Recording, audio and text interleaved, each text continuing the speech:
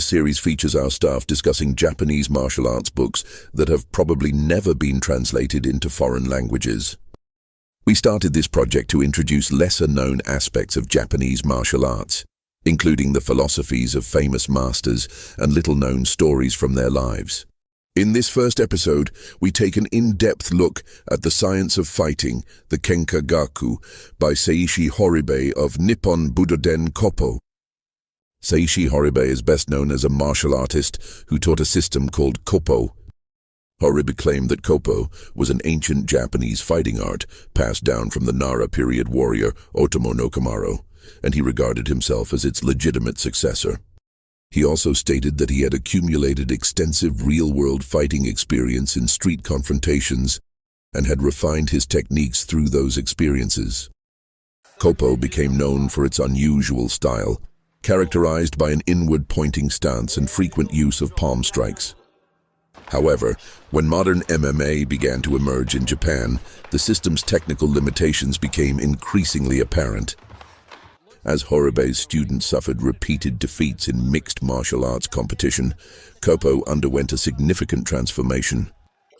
While continuing to emphasize its traditional roots, it rapidly adopted a more grappling-oriented approach. As a result, some combat sports fans began to ridicule the style. Personally, however, I believe this attitude deserves recognition rather than criticism. When nearly no-holds-barred mixed martial arts first appeared in Japan, many traditional martial arts and classical schools chose not to participate. Koppo, by contrast, actively stepped forward to test itself. More importantly, when it lost, it did not ignore the results. Instead, it analyzed its weaknesses and attempted to improve its technical system. Of course, I am not criticizing traditional martial arts schools for choosing not to compete. However, if a school claims to embody the spirit of martial practice, its purpose should involve more than simply preserving tradition as a cultural artifact. It should also include continually questioning the effectiveness of its techniques in actual combat. From that perspective, one has to wonder whether schools that never participate in cross-style competition and never test their methods have the right to mock those that willingly challenge other styles, even when the results are not always favorable. It is a question worth reflecting upon. Using Horibe's book, The Science of Fighting, as our foundation, our staff will introduce Horibe's philosophy in the form of a casual discussion and dialogue. So I want you to picture this scenario. Imagine a highly trained, 5th-degree judo black belt. Oh, wow. Okay, so someone with serious experience. Right. Decades. Ah. This is a practitioner who has spent, thousands of hours on the mat, drilling throws, understanding leverage, really mapping out the precise center of gravity of the human body. Yeah, that level of expertise, it becomes muscle memory. Exactly. So this judo master steps into a street altercation with a gardener. And this gardener has zero martial arts experience. None. Like no sparring, no dojo time, just a regular guy? Just a guy who trims hedges for a living. No combat training of any kind. They're just two people standing on the pavement. Now, if you were forced to place a wager on who walks away from that confrontation, almost anyone would put their money on the martial arts master. Well, yeah. It feels like basic math, right? Expertise plus technique equals victory. You would think. But the actual outcome of this specific real-world encounter, it just completely shatters that assumption. The judo master didn't just lose, he was defeated instantly. What? Instantly. Left completely incapacitated on the ground in agonizing pain. That is wild. The outcome just defies our conventional understanding of how skill and preparation work.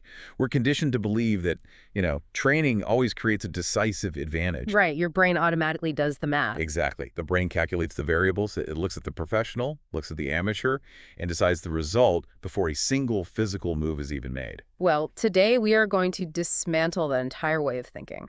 Our focus for this deep dive is a genuinely astonishing, currently untranslated Japanese book called the Kenkagaku. Such a fascinating text. It really is. The title loosely translates to The Study of Brawling, or The Science of Street Fighting, and it's authored by a man named Seishi Horibe. Yeah, and Horibe is this incredibly compelling figure. She took a rather brutal, ancient, bone-breaking martial art called Koppo, and he basically spent his life adapting it for the chaotic, entirely unpredictable reality of an actual street fight.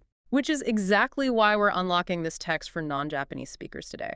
Because Horibe does something, well, something really unexpected. He takes the very ugly, unglamorous, gritty reality of a street brawl and turns it into a profound exploration of human psychology. And brutal physics. Don't forget the physics. Oh, absolutely. Physics and ancient samurai philosophy, it's a heavy mix. It really is. Because, when you look at the landscape of Japanese martial arts from an outside perspective, the imagery is usually quite serene. Yeah, you picture discipline, bowing, pristine white uniforms. Right, exactly. A sort of peaceful, Zen-like spiritual enlightenment. The philosophy is often centered around self-control and just, avoiding conflict altogether. But Horibe he's not about that at all. No, not even a little. Horibe presents the absolute antithesis of that pristine image. He offers this raw, completely unapologetic analysis of human nature. So this book is less of a traditional fighting manual and much more of a psychological study. A study of what happens when the polite rules vanish. Yes. What happens to a human being when all the societal rules are suddenly and violently stripped away? Reading through the translated notes for this, I was just struck by Horibe's tone. He doesn't hold back. He doesn't try to make the violence palatable. He approaches the wild, untamed nature of a physical confrontation almost with a sense of wonder. He really leans into it. He does. So let's start by dissecting that opening story. Because the mechanics of how a 5th Dan black belt actually loses to a guy whose primary skill is gardening, it's just fascinating. How does that physical interaction actually unfold? So Horibe outlines the encounter with a heavy focus on expectation. The altercation starts with the judo master taking the initiative. He steps in and grabs the lapel of the gardener's jacket. Okay, establishing the grip. Right, but to understand what happens next, you have to look at that grip from the perspective of the expert. For a judoka, grabbing the lapel is not just a physical action. It is the opening phrase of a highly specific physical dialogue. Like saying hello. Exactly. It signals the beginning of a recognized structure. It's the physical equivalent of saying hello in a very specific language. And when you initiate that dialogue, your brain naturally anticipates a response that falls within the vocabulary of that same language. Precisely. And that anticipation is deeply ingrained. After decades of training, the judo master isn't consciously thinking about his grip. He's operating on pure muscle memory. Subconsciously, his nervous system is preparing for the gardener to react according to the established rules of a judo match. So he's expecting a block or a counter grip? Yeah, he expects the gardener to try and strip the grip or maybe pull away or shift his weight to establish a base. The judo master's brain has already preloaded a library of complex countermoves for every single one of those standard logical reactions. The fundamental flaw there, though, is that the gardener doesn't speak judo. He doesn't speak a word of this. He doesn't know the vocabulary, he doesn't know the rules, and he certainly doesn't know what a judoka expects him to do. Right. The gardener is completely outside the paradigm. Because he has absolutely no knowledge of how martial arts encounters are, quote-unquote, supposed to work, he doesn't attempt any of the standard logical defenses. No balancing, no breaking the hold. None of it. Yeah. He simply acts on pure, unfiltered survival instinct. He reaches down and he violently grabs the judo master's testicles. Ouch. Which is, a completely illegal move in any combat sport. Highly illegal, but highly effective if there's no referee. Right. So what happens to the master? The judo master experiences a total systemic failure. His brain is frantically searching its vast, highly trained library of responses for a counter to the specific action. But that action does not exist in his rulebook. It's an error 404 in his brain. Exactly. The cognitive dissonance, combined with the sudden excruciating physical pain, it just short-circuits his nervous system. He faints on the spot. Man, that makes complete, terrifying sense. Think about sitting down to a game of chess with a renowned grandmaster. This grandmaster has spent decades memorizing every historical opening, every defense, every possible variation of the board. Right, they know every line. The match begins, the grandmaster moves a pawn. But on your turn, instead of moving your own piece, you simply reach your hand across the board, pick up their king, and throw it out the window. I love that analogy. The grandmaster loses. Not because they are bad at chess, but because they were playing chess, and you were playing chaos. And Horibe actually categorizes this vulnerability. He calls it becoming a slave to habit, which is just a brilliant psychological insight. When you immerse yourself deeply into any highly structured, specialized field, martial arts, corporate business, academia, law, whatever, you inevitably become bound by the rules of that system. You internalize them. Right. Those rules are necessary for the system to function. But over time, they transition from conscious agreements into this invisible form of social cognition. So you stop seeing the rules as rules, and you start seeing them as reality itself. You just assume that everyone else in the world is bound by that same invisible framework. And that assumption, that is the professional's greatest blind spot. The expert subconsciously demands that the opponent engage within the boundaries of the known language. While the amateur has no preconceptions. None. They are unburdened by tradition or etiquette or theory. That ignorance provides them with an immense, unpredictable freedom of thought and action. So the judo master was entirely imprisoned by his own vast expertise, while the gardener was liberated by his complete lack of it. Let's pull this out of the martial arts realm for a second, because I think about how this applies to everyday life. We build up expertise in our careers, in our social circles, in the way we navigate our daily routines. We learn the right way to send an email, the right way to resolve a conflict at work. The right way to drive on the highway. Yes. And we get so specialized and comfortable in these structures that we completely lose the ability to compute when someone violates the framework. Someone cuts you off in traffic and does something wildly dangerous, and you freeze. Because your brain is saying, they can't do that, it's against the rules. Exactly. But they just did. Relying entirely on the rules of your specific domain leaves you completely exposed when someone flips the board. Which means the very definition of mastery has to be reevaluated through this lens. True mastery, as Horibe envisions it, it can't merely be the accumulation of knowledge within a closed system. Has to be more flexible. It requires the psychological flexibility to survive and function when the system itself collapses. True mastery is the ability to maintain composure when the rules are abruptly eradicated. And that collapse of the rules brings us directly into the physical mechanics of a fight. When the polite agreements of society vanish, you are left with the harsh reality of physics and human anatomy. Yeah, the physics are unavoidable. Horibe spends a significant portion of this text aggressively dismantling the illusions we've all been fed by action movies and televised combat sports. And the specific technique he really tears apart is the high kick. Oh, the high kick, yes. You watch a martial arts film or a kickboxing match, and you see these incredibly athletic, spinning high kicks to the head. They look spectacular, they look devastating, but Horibe argues that throwing a high kick in an actual street fight is a catastrophic, completely irrational mistake. It becomes an indefensible strategy once you begin to analyze the environmental variables. Horibe forces a transition from theoretical dojo training to the cold reality of the street. Let's talk about those variables, because in a dojo, the conditions are perfect. Right. In a dojo, you're barefoot.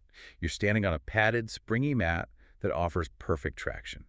You're wearing loose, highly flexible clothing designed specifically for extreme ranges of motion. And you've probably warmed up for an hour. Exactly. None of those conditions exist in a spontaneous physical altercation. Let's break down the variables of an average Tuesday for you. If someone aggressively confronts you on the street, look at what you're wearing. You are likely in a pair of stiff jeans, maybe raw denim, or a tailored suit. Not exactly kickboxing gear. No. Those fabrics are not engineered to allow your leg to swing up to head height. The moment you attempt that kick, your own clothing binds your hips and restricts your movement, which severely saps the kinetic energy of the strike. And then consider the weight distribution. Your pockets aren't empty. You have a heavy smartphone in one pocket, perhaps a thick wallet in the other, maybe a bundle of keys. I never even thought about that. Yeah. These items alter the pendulum dynamics of your leg. They shift your center of gravity in unpredictable ways mid-swing. And then there's the terrain. You aren't bouncing on a foam mat. The terrain is the most critical factor. You are standing on concrete or asphalt or perhaps wet pavement. You might be standing on loose gravel or dirt. Furthermore, you're wearing shoes. Like dress shoes with smooth soles or heavy boots. Exactly. When you decide to execute a high kick, you're making a deliberate choice to sever 50% of your connection to the ground. You are choosing to balance your entire body weight on one foot, resting on an unpredictable, potentially slippery surface, while your own clothing fights against your range of motion. It's structurally a disaster. Structurally, you are inviting disaster. You compromise your entire physical foundation for a low-probability strike. Okay, so since flashy kicks are entirely off the table, we have to look at what Horibe actually advocates. The core of his adapted Koppo technique centers around what he calls the palm strike, or shote. The shote. Now, in any physical confrontation, the instinctive target is the head or the face. The goal is to cause enough neurological disruption to end the threat. But we've all seen the videos of someone getting angry, punching a brick wall or a hard object, and instantly shattering their hand. It's an inescapable anatomical reality. The human skull, particularly the dense frontal bone of the forehead and the structure of the jaw, it's incredibly robust. It evolved to protect the brain from impact. While our hands are not that. In contrast, the bones of the human hand, the metacarpals and the delicate phalanges, they are small, fragile, and mechanically complex. When you close your fist and strike a hard, curved skull with bare knuckles, the physics are just not in your favor. The force just bounces back. The force often travels straight back into the hand, resulting in what doctors call a boxer's fracture. You may inflict damage on the opponent, but you almost guarantee the destruction of your own primary weapon in the process. So Horibe's solution is deceptively simple. Open the hand. Stop trying to punch with a closed fist and use the thick, padded base of the palm. Because the palm strike changes the entire structural dynamic of the impact. By using the dense base of the hand, you align the striking surface directly with the radius and ulna. Those are the thick bones of the forearm. Right. You create a solid, unyielding column of bone from the elbow straight through to the palm. When you deliver a shote to the chin or the nose, you are generating massive blunt force trauma. You're just transferring that kinetic energy straight through the target. Exactly. Straight into the brain cavity, causing concussive force while completely shielding the fragile joints and bones of your fingers from the impact. The preservation of the hand is important, for sure, but Horibe points out a massive tactical advantage that goes far beyond just safety. When you throw a closed fist, your hand becomes a rock. And a rock only does one thing. Exactly. A rock has only one function. It smashes.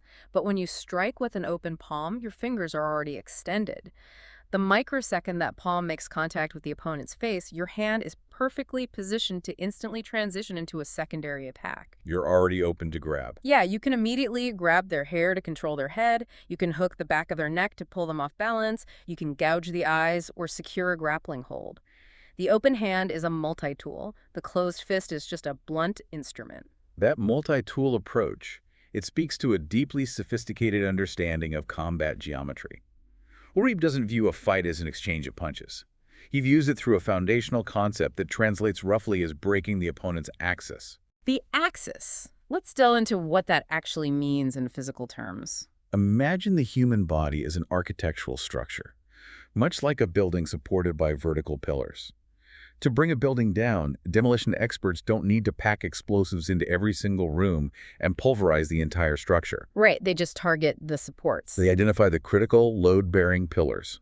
If they compromise just one of those pillars, the entire building collapses under its own weight. In human anatomy, the axis is the center of gravity and the structural connection to the earth. So the legs are the pillars. The legs are the pillars. The spine is the core support. If you can compromise the opponent's balance or bend their spine backwards by controlling their head after a palm strike, their axis shatters. The entire structural integrity of their body fails.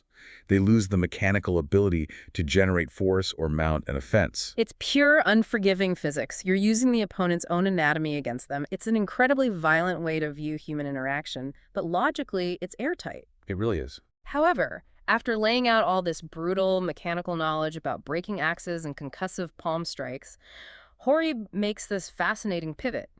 He argues that someone who truly masters this capacity for extreme violence rarely, if ever, actually has to use it.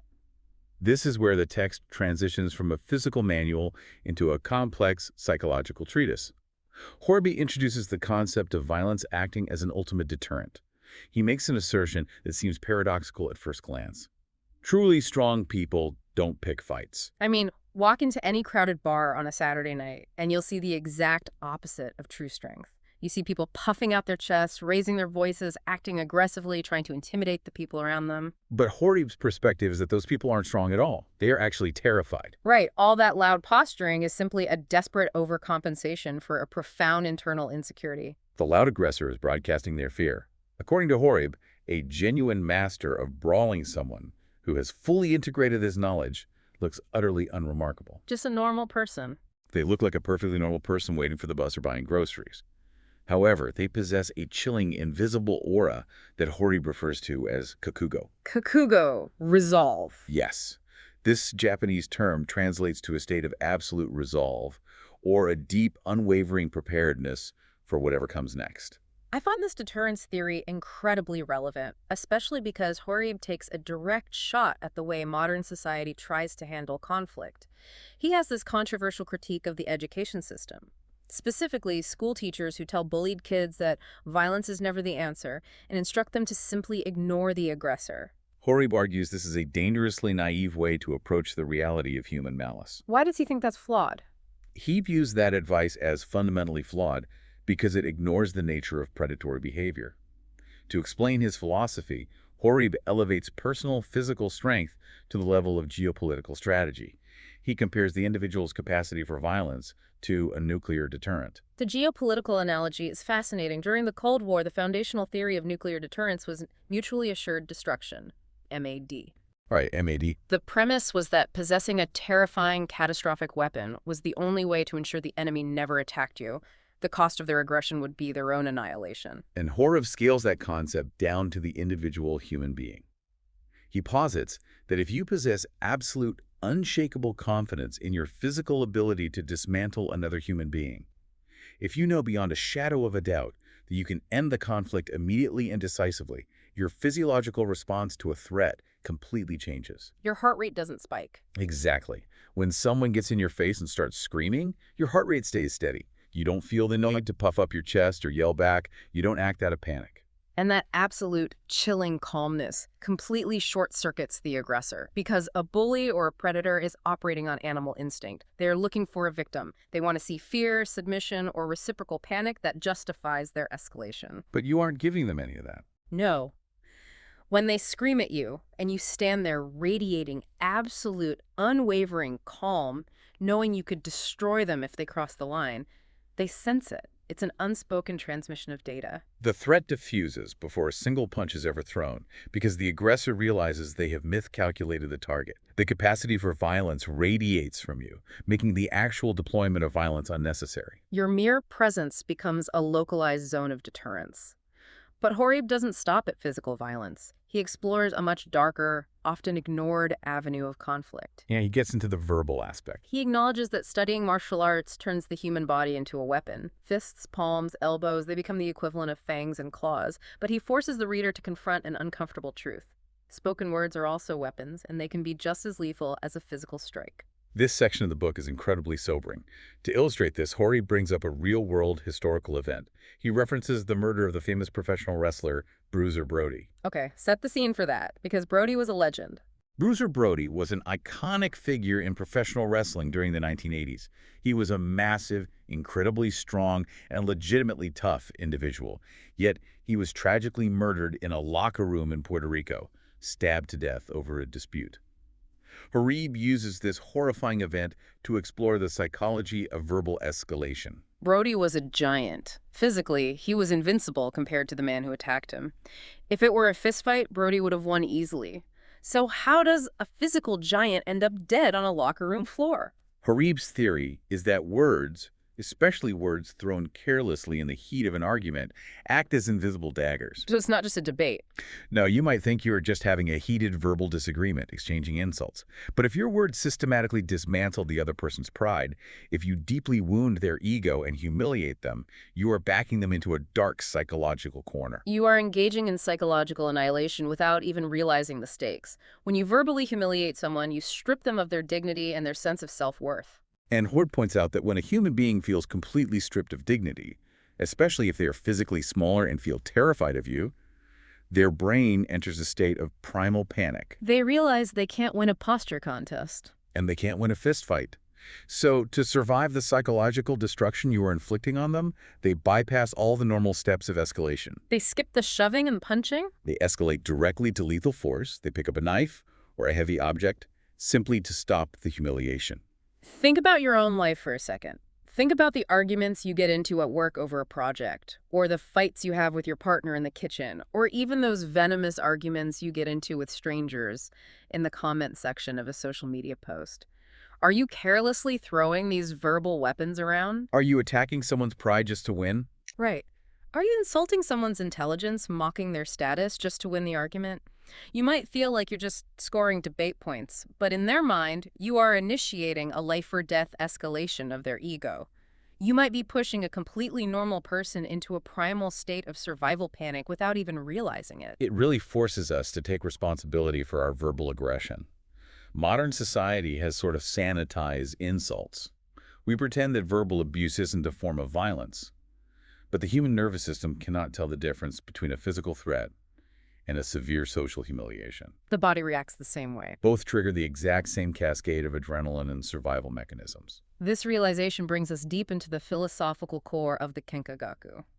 Horibe begins to connect all of this gritty, street-level brawling back to the ancient concepts of Bushido, the way of the warrior. He asks a deceptively simple question. In the modern civilized world, why do physical fights actually happen? And he paints a picture of a really mundane scenario to explain it. Yeah. Imagine you're on a crowded commuter train. One passenger has placed their heavy bags on the seat next to them, taking up 2 spaces while others are standing. Another passenger approaches and demands they move the bags. Voices are raised, insults are exchanged, and suddenly erupts into a violent physical brawl in the middle of the train car. But Horibe asserts that this fight has absolutely nothing to do with the physical space of the seat. The seat is just the catalyst. Exactly. The physical violence is the explosive byproduct of a much deeper collision. It is a violent intersection of 2 completely different moral frameworks and internal justice systems. Break that down. Well, the passenger who is standing operates under a social contract. They believe public space is communal and should be shared equitably. The passenger who refuses to move the bags operates under a different worldview. Perhaps a belief in personal entitlement or a conviction that their immediate comfort supersedes unspoken social rules. So they're speaking 2 different moral languages. Right. And when these 2 contradictory moral universes collide, and neither side is willing to submit, physical conflict becomes the only remaining language to resolve the dispute. And to navigate these inevitable moral collisions without being destroyed by them, Horibe introduces a concept that sounds absolutely terrifying to the modern ear. He brings up the concept of shigurui. Shigurui. It's an ancient term that translates to death frenzy. Death frenzy. Yeah. It's heavily featured in the Hagakure, which is the classic foundational text of samurai philosophy.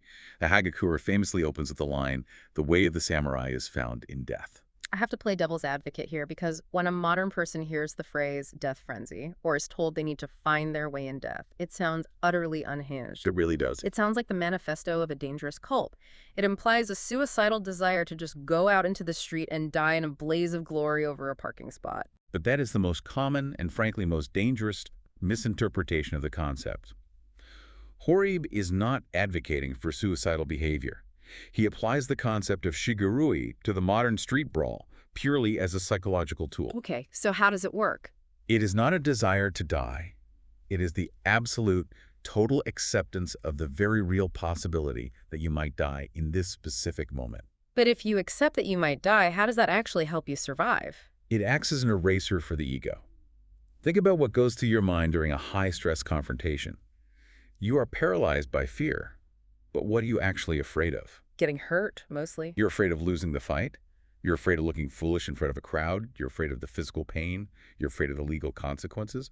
All these anxieties are constructs of your ego desperately trying to preserve its status and its physical vessel. So what happens when you accept death? When you internally accept that this encounter might end your life, the ego realizes its preservation is no longer guaranteed, and it falls completely silent. The mental noise just shuts off. Exactly. The hesitation vanishes. In that state of pure, terrifying, unburdened focus, the death frenzy, your training and your physical instincts can flow perfectly. You're no longer hindered by anxiety or doubt. You just react. You achieve a state of pure, unfiltered action. You are entirely present in the moment because the future has been surrendered. Conceptually, that is incredibly profound. But honestly, I struggle with this application. We aren't samurai walking around in the 1600s with katanas in our belts. We are software engineers, nurses, podcasters living in the 21st century. We live in a society with rules. Right. We have police, we have courts, we have HR departments. Isn't adopting a death frenzy mindset to fight someone over a train seat just a philosophical excuse for thuggery? Isn't Horibe just taking modern antisocial street violence and dressing it up in a romantic samurai costume to make it sound noble? That is precisely the critique that polite society levels at Horibe. And it is a critique he fully anticipates and addresses.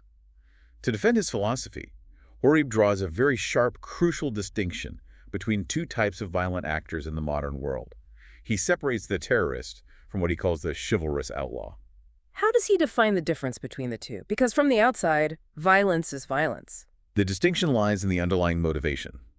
A terrorist, according to Horibe's framework, uses violence in service of an abstract ideology.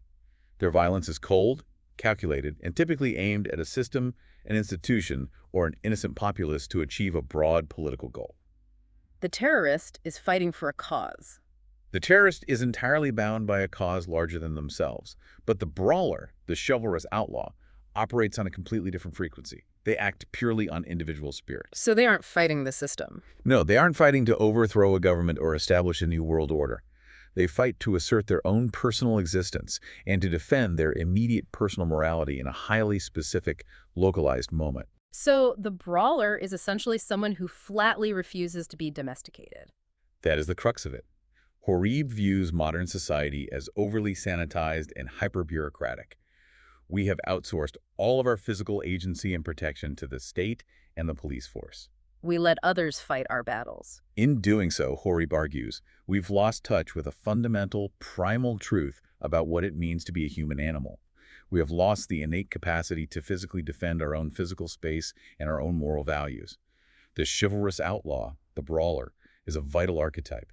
They are keeping a spark of that raw, untamed martial truth alive in a world that desperately wants to pack every human interaction into a safe, polite, predictable little box. It is a heavy, controversial philosophy. But Horibe isn't just sitting in a library writing abstract theories. He lived this. He was a recognized Tenkashi, a seasoned brawler. The third section of the Kenkagaku grounds all of this lofty samurai philosophy in raw empirical data gathered from his own physical encounters. These anecdotes are crucial because they prove he actually tested these concepts in the real world. The theory is only as good as its application. Let's examine the first defining anecdote he shares, which details a physical encounter with a massive, highly skilled English professional wrestler. This story is fantastic from a biomechanical standpoint. It really is. Horibe and this towering British wrestler are having a friendly exchange of techniques. There's no malice, it's just two martial artists testing each other's vocabulary. The wrestler attempts to trap Horibe in a standing joint lock. For anyone who watches modern mixed martial arts, a joint lock is when you isolate a limb, an arm, or a leg, and apply leverage to bend the joint in a direction it isn't designed to go. Forcing a submission or causing a break, the wrestler secures the hold, but Horibe escapes it with effortless fluidity. And the importance of the story isn't just that Horibe escaped, it's his detailed explanation of why the wrestler's technique was structurally doomed to fail. Horibe breaks down the underlying physics of grappling, pointing out that standing joint locks are almost entirely theoretical. They rarely work against a resisting opponent because they lack a stable fulcrum. Let's visualize that. If we are both standing up and you grab my arm and try to crank it backward, you are just a strong guy pulling my arm through empty space. Because you're standing, you can move. Right. I can step into your body to relieve the pressure, I can spin out of the grip, or I can simply drop my center of gravity and let my weight pull me free. The kinetic energy dissipates. To actually break a heavy bone or snap a joint, you need to trap the limb against a solid, unmoving object to create a fulcrum point. You need to pin the person against the floor or smash them against a brick wall. Exactly. Without that solid fulcrum, the lock is just a painful inconvenience, not a fight-ending technique. And Horibe understands this structural flaw instantly. He counters the wrestler's leverage and easily takes the much larger man down to the mat. But the most profound takeaway he emphasizes from this encounter isn't the biomechanics of the escape. It is a sensory concept he refers to as skin sensitivity. This concept completely blew my mind. Horibe claims that he knew the exact skill level, the balance, and the physical intent of this giant wrestler the very microsecond their skin made contact. It sounds like mystical exaggeration, but it is actually a highly refined neurological reality. When a human being spends decades engaging in close-quarters physical combat, their nervous system undergoes an adaptation. It becomes hyper-attuned to the minute details of another human body. So touch becomes data. The moment Horibe and the wrestler locked arms, Horibe's central nervous system was flooded with tactile data. Through the tension in the wrestler's muscles, the micro-shifts in his balance, and the subtle pressure of his grip, Horibe's brain instantly mapped the man's center of gravity and his muscular intent. Through skin sensitivity, Horibe read the wrestler's entire physical vocabulary before a single move was executed. It's the physical equivalent of a master musician hearing someone play just 2 notes on a piano and instantly knowing their exact level of proficiency. The nervous system doesn't lie. Now, the second story Horibe shares takes us away from friendly exchanges and drops us into a much darker, much more dangerous reality. He describes a highly volatile situation in a restaurant or a bar. Horibe is present, and a hostile group of men begins threatening him, clearly intending to do severe physical harm. The situation is degrading rapidly. The verbal deterrence, the kokugo we discussed earlier, it's failing to hold the group back. The moral collision is imminent, and Horibe realizes he must act decisively to survive the encounter. But he doesn't take a martial arts stance. He doesn't put his hands up. Instead, he grabs a heavy glass beer bottle off the table, violently smashes it against a hard surface to create a jagged, lethal weapon, and instantly strikes the leader of the hostile group. The text describes blood spurting everywhere. The sheer brutality, the suddenness, and the overwhelming escalation of violence completely shatter the psychological resolve of the remaining men. They are paralyzed by the gore and the terror of the moment. The fight is over in seconds. From a purely mechanical and psychological standpoint, it is a flawless execution of Horibe's core principles. He bypassed the rules of a fair fight. He utilized sudden, overwhelming trauma to break the leader's physical axis, and in doing so, he completely shattered the collective psychological axis of the group. However, it is the aftermath of this event where Horibe delivers his most sobering lesson to the reader. Because life is in an action movie. No director yells cut. Right. The director doesn't yell cut while Horibe walks out the door looking cool. The reality is that Horibe spends the next 3 days sitting in a miserable concrete police lockup. And this is where Horibe strips away any lingering romanticism about street brawling. He delivers a brutally honest assessment. He admits that despite his profound love for the untamed spirit of the brawl, the cold reality of modern society is that a street fight is a chaotic, legal nightmare. It's the ultimate reality check. He explicitly states that the judicial system, the police, and the written law are the greatest enemies of pure martial arts. You can execute your philosophy perfectly, you can win the physical battle without taking a scratch, but you will almost certainly lose the devastating legal war that immediately follows.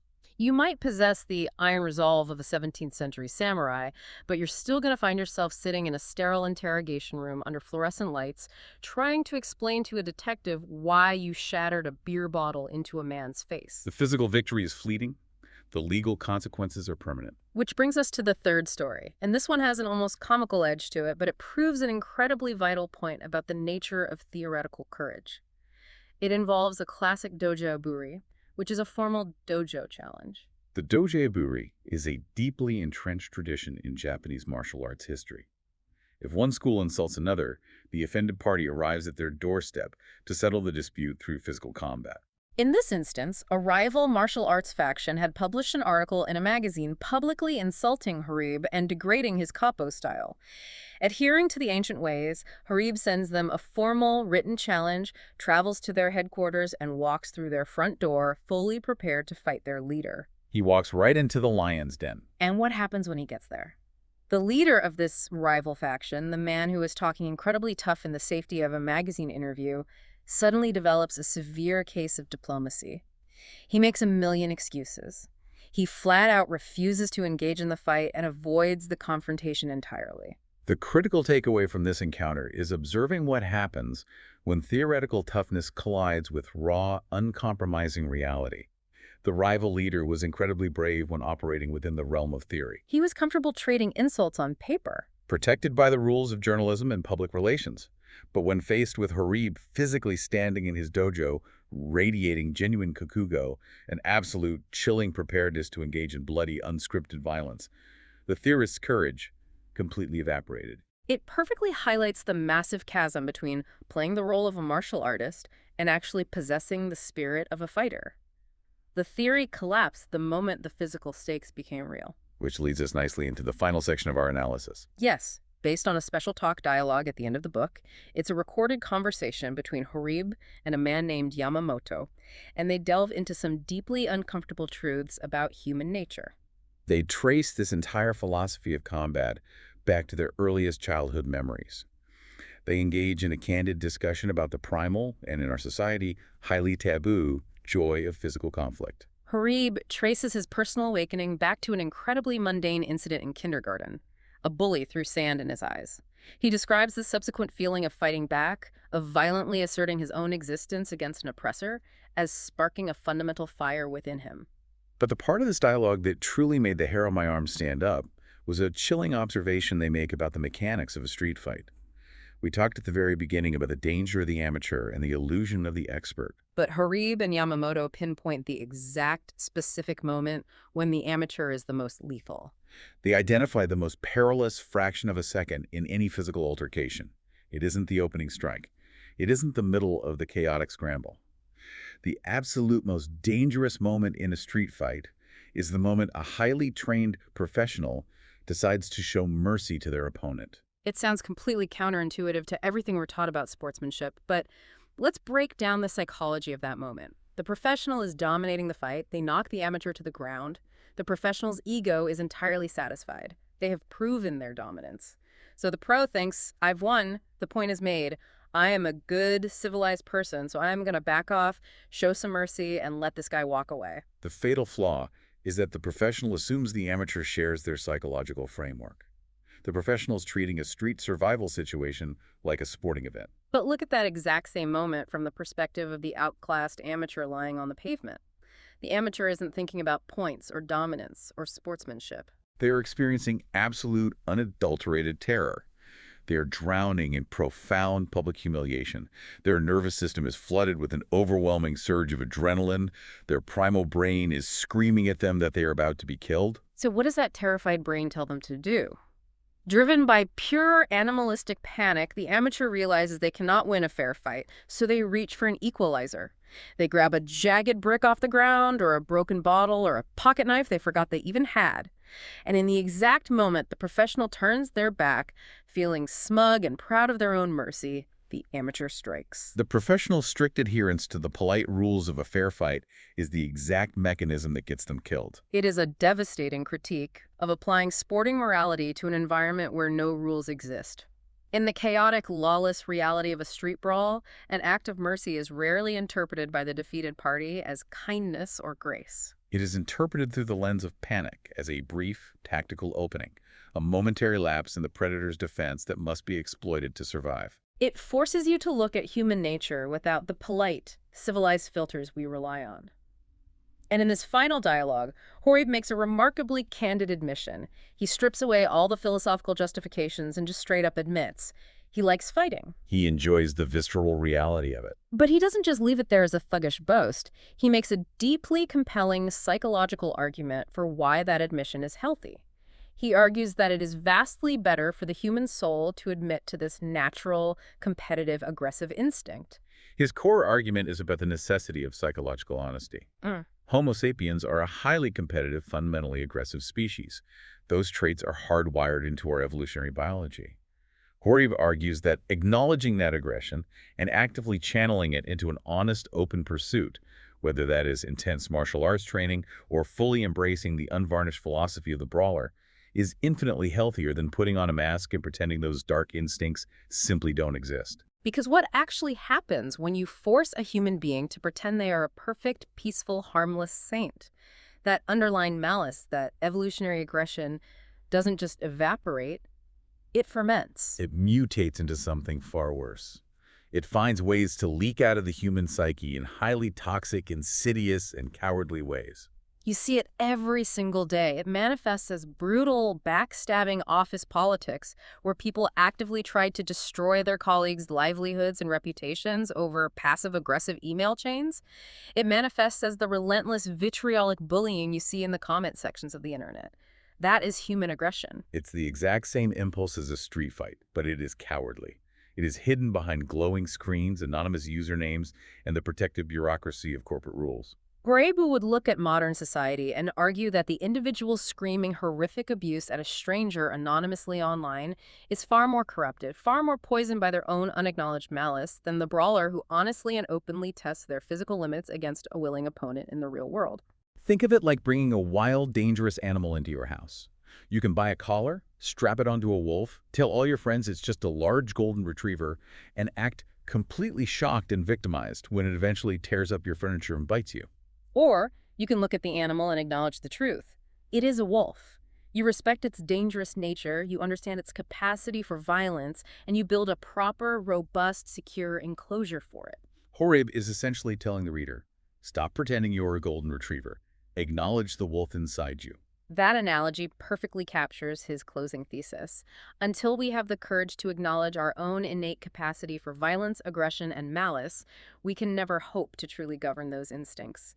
They will govern us from the shadows. Let's take a breath and wrap our minds around the incredible journey this book has taken us on. We started with what seemed like a comical hypothetical, a fifth dan judo master getting dropped by a gardener, and used it to expose the terrifying freedom of the amateur and the blinding trap of specialized expertise. We moved into the harsh, unyielding physical realities of urban combat. We examined the biomechanical reasons why high kicks fail when restricted by denim and gravity, and why the open palm strike is a structural necessity for transferring kinetic energy while protecting the fragile tools of your own hands. We explored the psychology of deterrence, learning that true strength is quiet and unremarkable, and how carelessly thrown words can inflict a psychological annihilation that is just as lethal as a physical blade. We waded into the intense samurai concept of shiguroi, discovering how accepting the absolute worst-case scenario is the only way to silence the ego and achieve pure action. We grounded all of these heavy philosophical concepts in the reality of Horibe's own life experiences. We saw the failure of theoretical joint locks against the truth of skin sensitivity. We confronted the sobering legal nightmare that inevitably follows physical violence. And we witnessed the utter cowardice of those who only possess courage in theory. And finally, we confronted the most uncomfortable truths of all: the lethal danger of showing sporting mercy in a lawless environment, and the psychological necessity of owning our primal, aggressive nature rather than letting it rot into passive-aggressive toxicity. So, after dissecting all of this violence and philosophy, why should you care? Even if you live an incredibly peaceful life, work in a quiet office, and never intend to throw a punch or get into a physical altercation, the underlying lessons of the Kenkagaku are universally applicable to the human experience. It teaches us about the extreme fragility of the invisible rules we rely on to navigate our days. It serves as a stark warning against the danger of underestimating the inexperienced, whether you are in a boardroom, navigating a relationship, or managing a crisis. Most importantly, it illuminates the incredible power of unspoken resolve. That calm inner kakugo is the ultimate tool to navigate a chaotic, unpredictable world, allowing you to establish your boundaries without ever having to raise your voice or raise your fists. It's about cultivating a strength so profound and deep that you never actually have to deploy it. Which brings us to a final lingering thought for you to carry with you long after this deep dive ends. The author argues that living with a constant underlying awareness of conflict, adopting the samurai's readiness for the worst possible outcome, paradoxically makes you a more peaceful, grounded, and secure person. Look closely at your own life right now. Look at your routines, your systems, your unquestioned habits. Are your carefully constructed safe spaces actually making you more fragile? If the invisible rules of your world were instantly erased tomorrow, who would you be? Would you be the judo master, entirely paralyzed by habit, waiting for a polite match that is never going to happen? Or would you be the gardener, completely unburdened by expectations, ready to do absolutely whatever it takes to survive?